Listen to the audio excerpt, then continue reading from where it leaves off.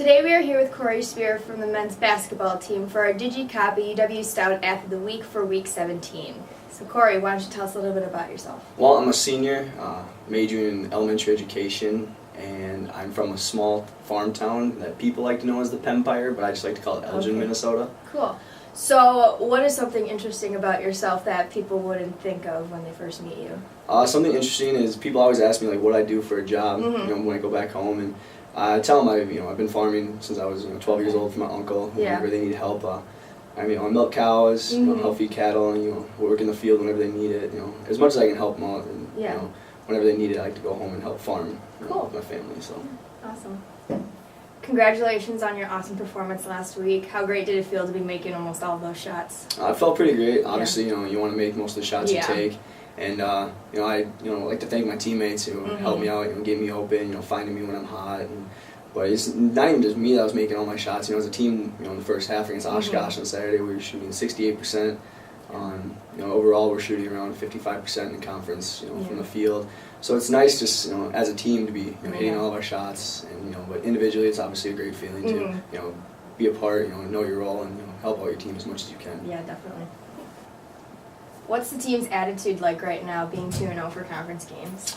Being 2-0, we got a lot of confidence within the team. We got a lot of tough games coming up at Point, home against La Crosse.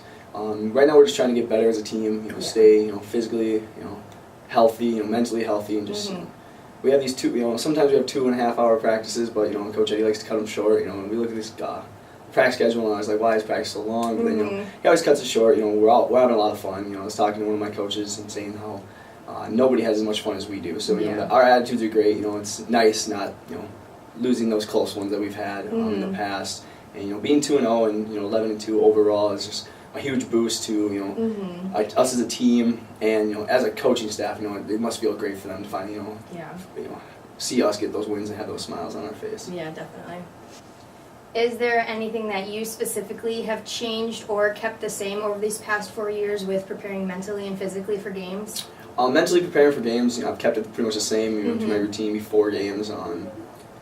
How much I eat before a game, or the stretches I do before a game, the amount of shots I take before a game. I like to keep it all similar. It's kind of that superstitious kind of feeling. Physically, going through 3 knee surgeries in less than a year, it's kind of put a damper on that. I feel kind of old, being the oldest on the team, and so physically I gotta prepare a little differently in how I work up to a game and what I can and cannot do before a game to just stay healthy and at 100% or close to it before game time.